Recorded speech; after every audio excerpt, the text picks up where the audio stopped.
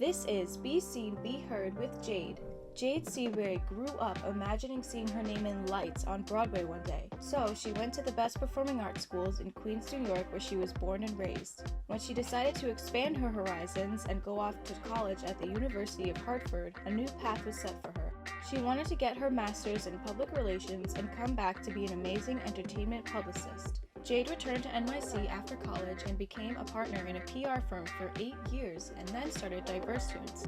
Co-founded with her childhood friend in 2018, this educational foundation became her passion, and the tagline Be Seen, Be Heard was the start of a new web series that tells people of color stories that could empower everyone. Hi, this is Be Seen and Be Heard with Jade, and today we have Tracee Albert. Hi. Okay, so Tracee, you are an American Sign Language instructor, certified, and you are an advocate for the hearing and speech impaired community.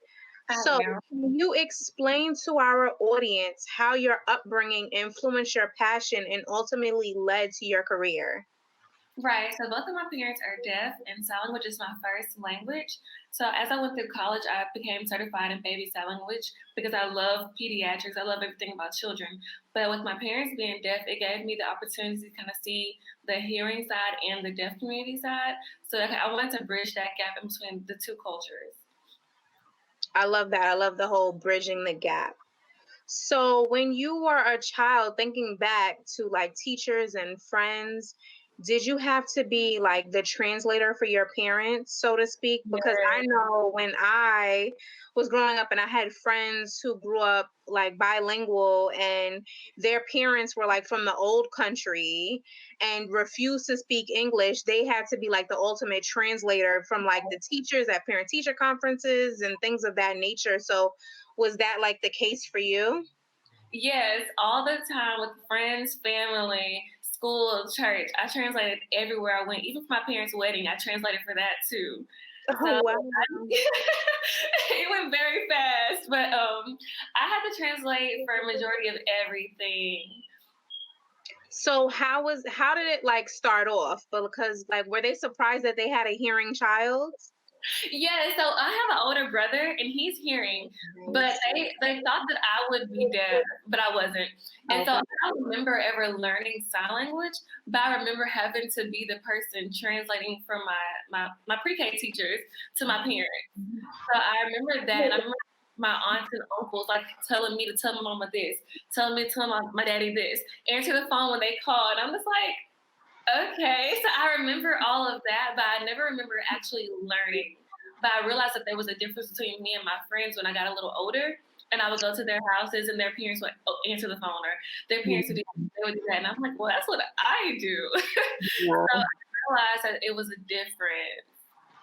So it's like you had to grow up really fast because it's like you were doing everything. Right, so answering the phone for bill collectors, making sure everything was like correct. I had to do those type of things.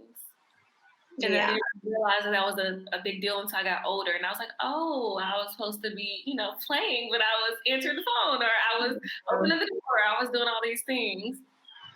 But I mean, being older and wiser at a younger age, it's a blessing in disguise, I think. Yes. You know, like even when with me, like being a latchkey kid, people are like, oh, well, we never saw you like outside playing, like you were inside reading books and, things like that. And I was like, I'm proud to be a nerd. Like, I love that about me. Like that's not... Like people were like, oh, well, you always were the teacher's pet and got straight A's and stuff like that. I was like, yeah, and you guys used to hate on me for that, but that wasn't like a bad thing to me. Like that, like I love that part about me. Like I had to be very independent. Exactly. I can do pretty much anything by myself without having to ask for any kind of assistance. So how was your home set up differently from other kids' homes? We had the doorbell with the lights, and also with the lights, so it connected to every light in the house, like the bathroom light, bedroom, and then along with the lights blinking on and off, there would be a vibrator. So they would tuck it underneath the bed and underneath the couches. So every time someone would ring the doorbell, the whole entire house would like blink like this and shake. There was no way that you would miss someone at the door. And especially with like alarm clock. So we had like back in the day, like they had like an alarm that just stay on top of like the counter. Yeah. Bedside table. And so when that would, go off, all the lights in the house have been going off, and every single thing was shake. Everyone is getting up. Wow. Like we had a little thing called a TTY machine. So you get up to the actual house phone, and whenever you'll get a phone call, once again, everything will light and everything will vibrate.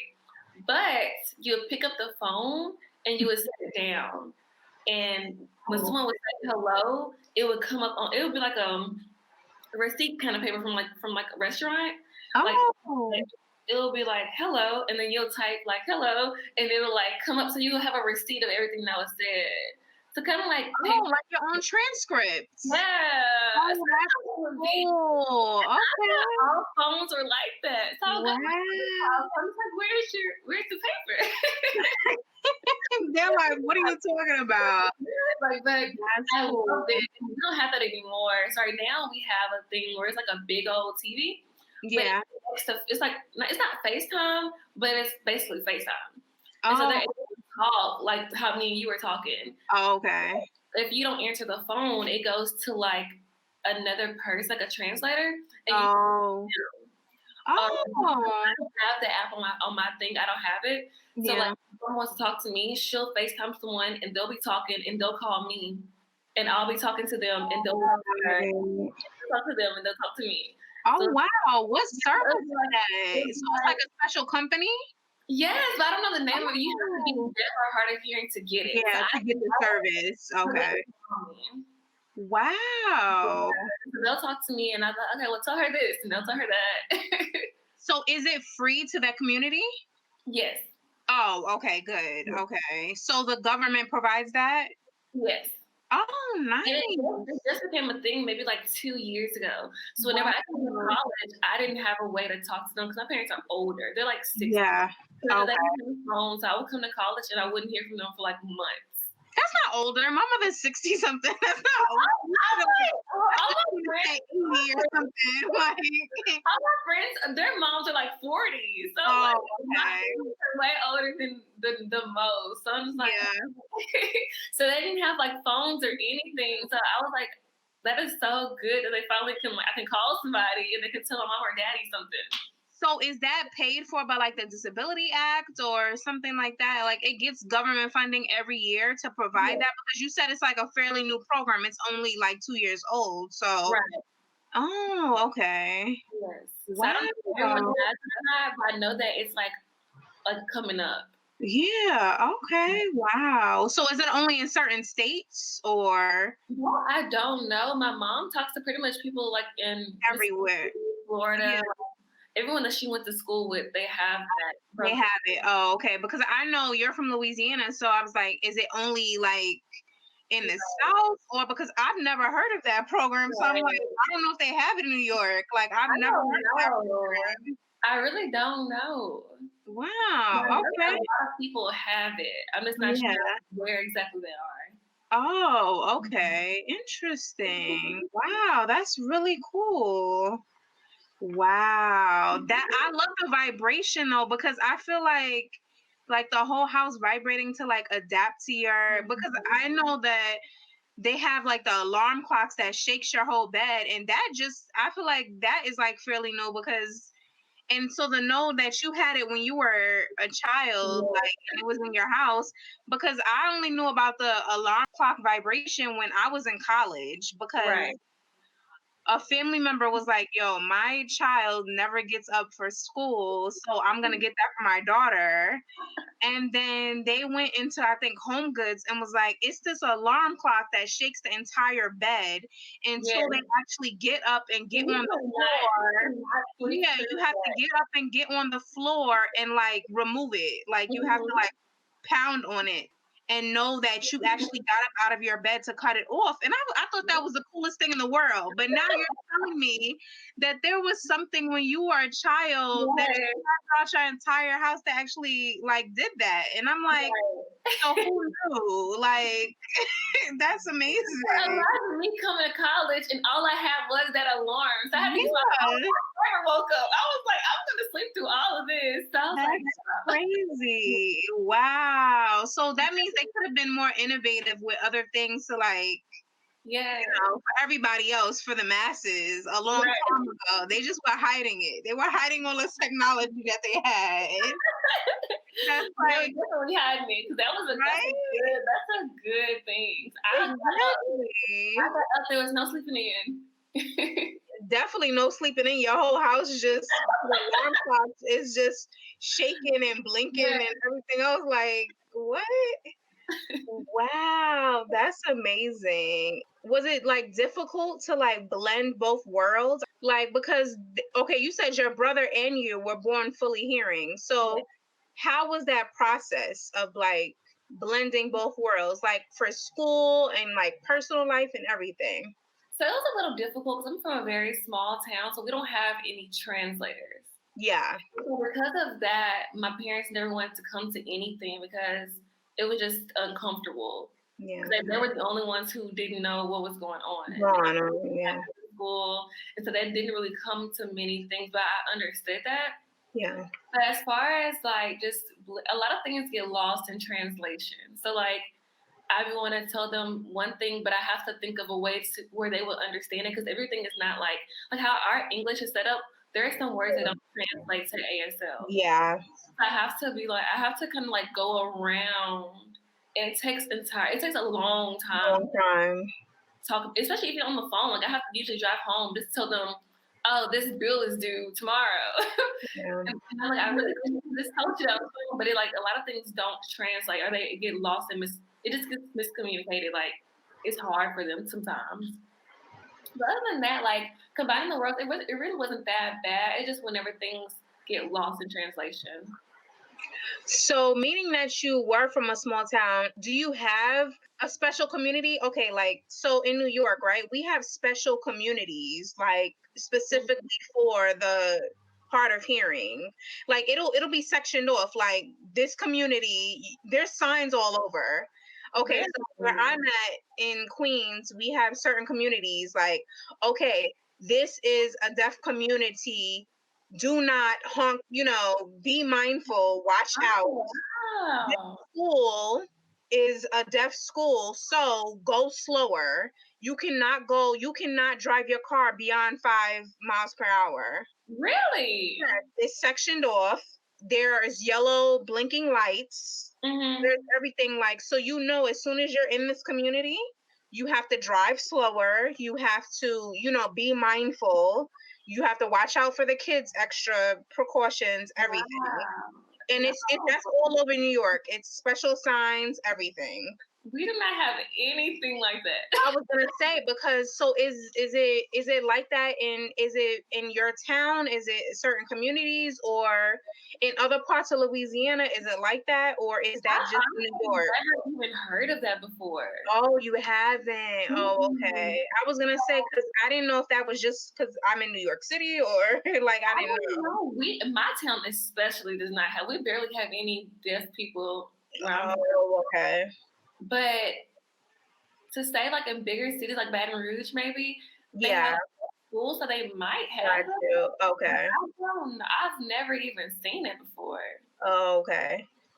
Because I know where I'm at, and then just in Long Island in general, there are multiple deaf communities and deaf schools. So even when you're in the vicinity and at least 5 miles around it, they have signs, they have yellow blinking lights, they have everything just so you know and you're mindful when you're around it. Like you have to drive slower, you have to watch out, you have to do everything. And yeah, they want you to be extra cautious. Yeah. That's really cool. Wow, that's crazy. I would think, just be aware of that. That should be everywhere, It should be. It really should. So what do you wish that more people knew about the deaf community? I wish that more people knew just basic ASL, like alphabet, numbers, just small things that you can at least say, hey, or like if you need help, you're able to help them.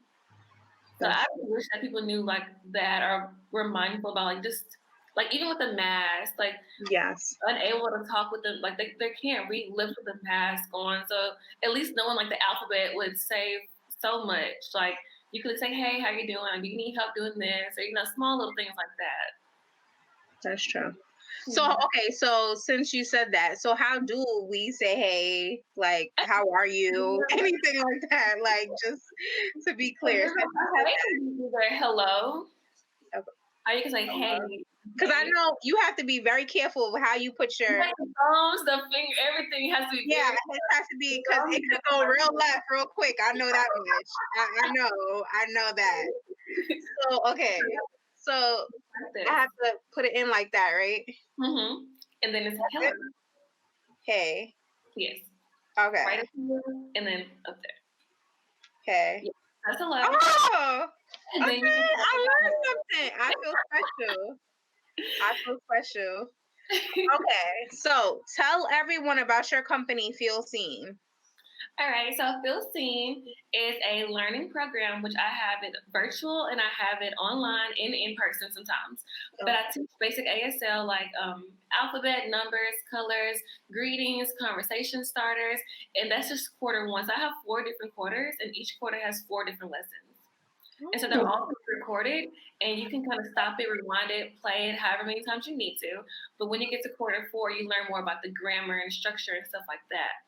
But it's also a scholarship foundation, so I give out 3 scholarships every year. I sell shirts, bracelets that are all handmade by me.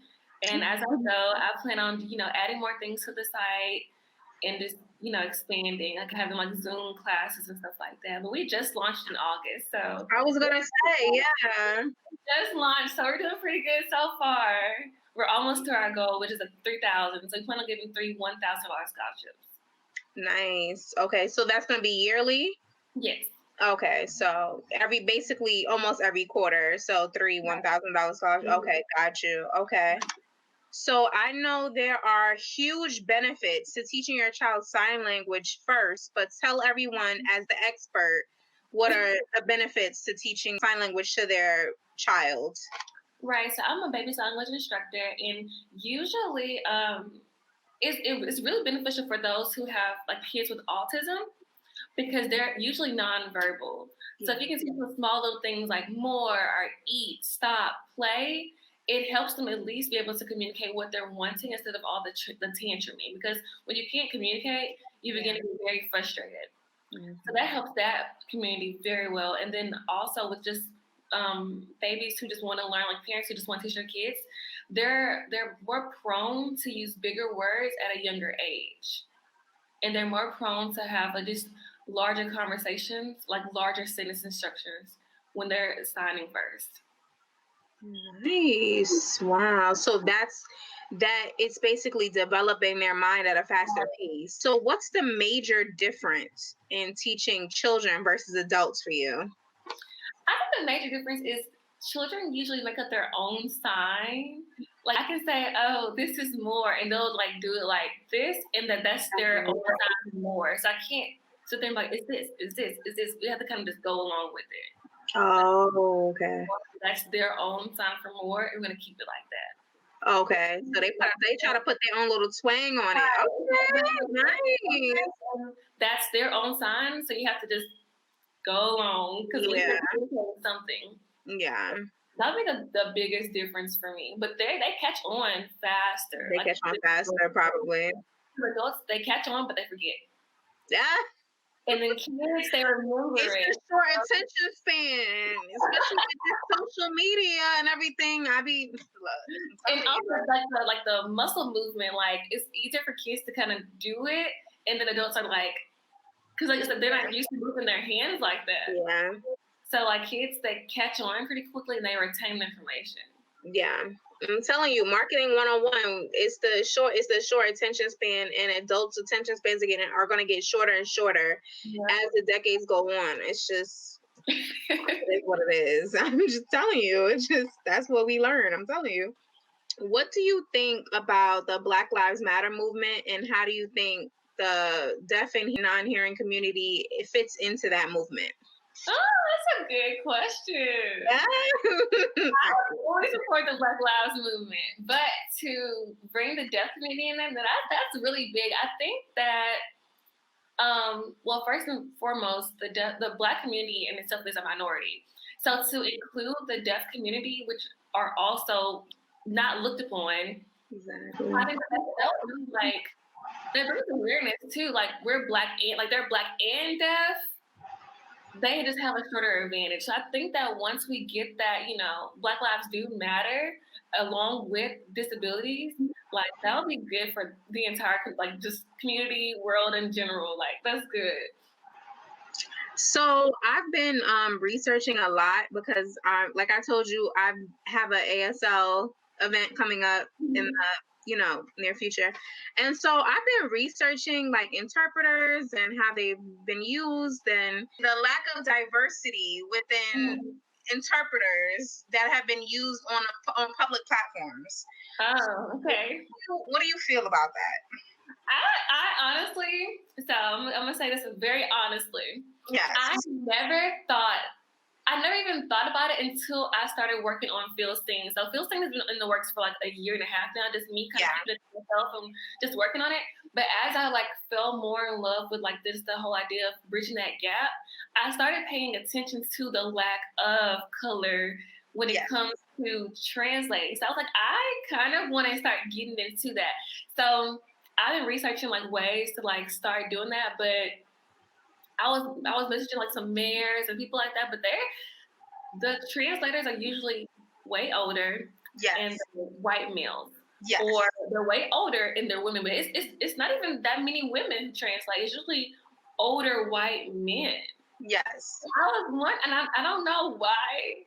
I don't know if it's because there just really aren't any translators, or if there's just very little translators who have a good reputation, or if it's just they're choosing those particular people. Like, I have no idea, but as I've like, open Field Sting, I've been looking because I don't know why it's like that. I really don't. I'm trying to figure it out.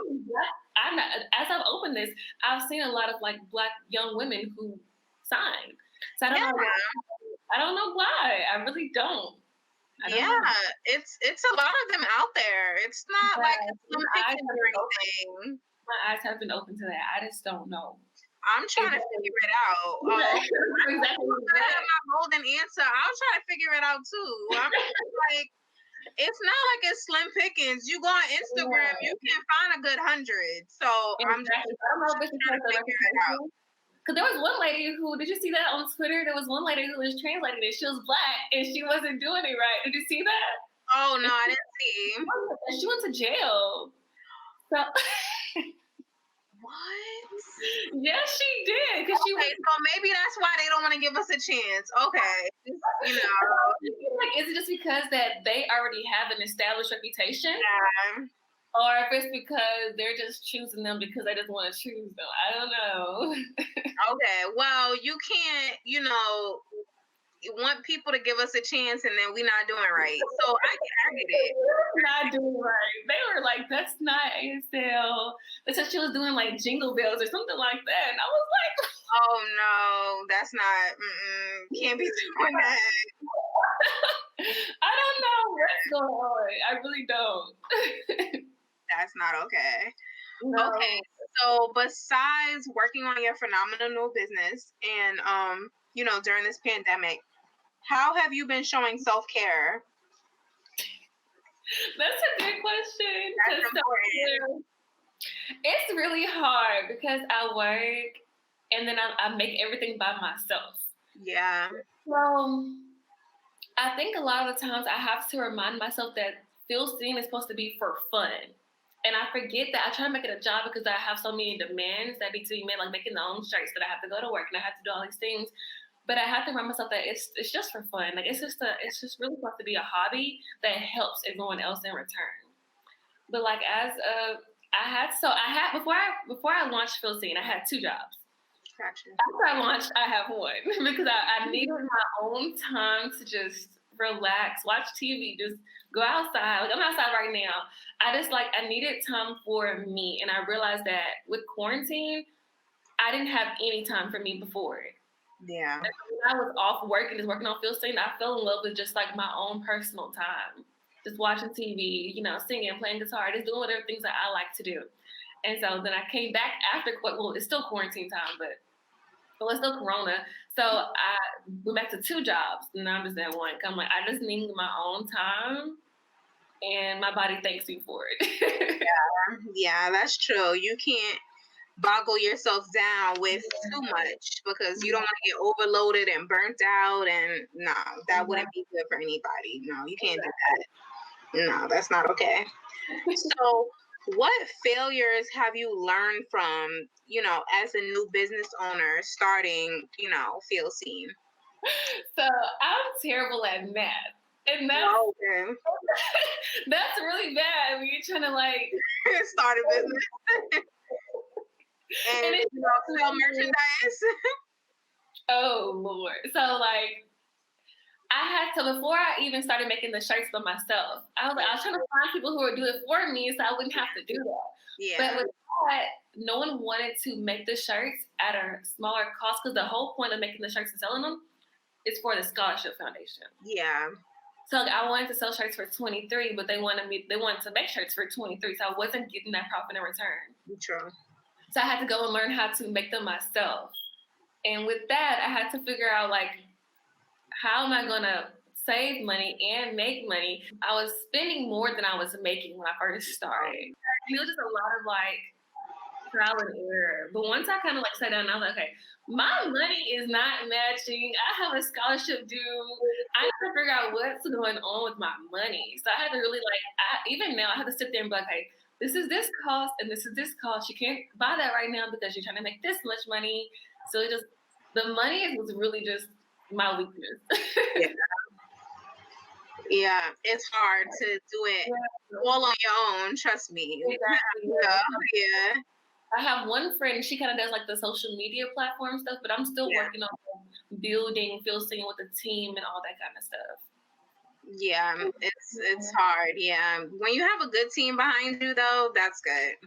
Yeah, so that's what I'm working on. That's what I'm trying to get within the next 2 or 3 years is just a good solid team. Yes. Yeah, hopefully within 5 years, we can have a good team behind us and then we'll be like a good, well-oiled, machine. Right. So what advice can you give other business owners starting out and how to start something in the pandemic like you did? Because so many people have lost jobs and are just, wanting to figure out, how to start their next hustle. Right. Because right now, so many people have been laid off and furloughed and everything else. And this is the only way, they can bring in money to the home. Right. I personally say just do it. Like, don't wait until the next day to start doing. Just if you want to do something, you have an idea, just do it because it's going to be stuck there anyways. You might as well just get it out on paper and start working on it because life is so short. You at least need to say you try. So I think that just to start a business, just if you want to start a business and you have like good ideas and it means something to you, just get started. You're going to make many, many, many mistakes. It's going to be a lot of trial and error. But once you get it out there, you're going to be very satisfied with the results if you just keep on going with it. That's great advice. Great advice because that's Diverse Tunes was a passion project for me and my co-founder, Monique. And so that's all you can do. And now we're 2 years later, and that's all you can do. You can just start and then figure out where you can go from here. So consistency is key. Like once you stay consistent, it's gonna get bigger. You have to just stay the path. Like just keep doing it. Exactly.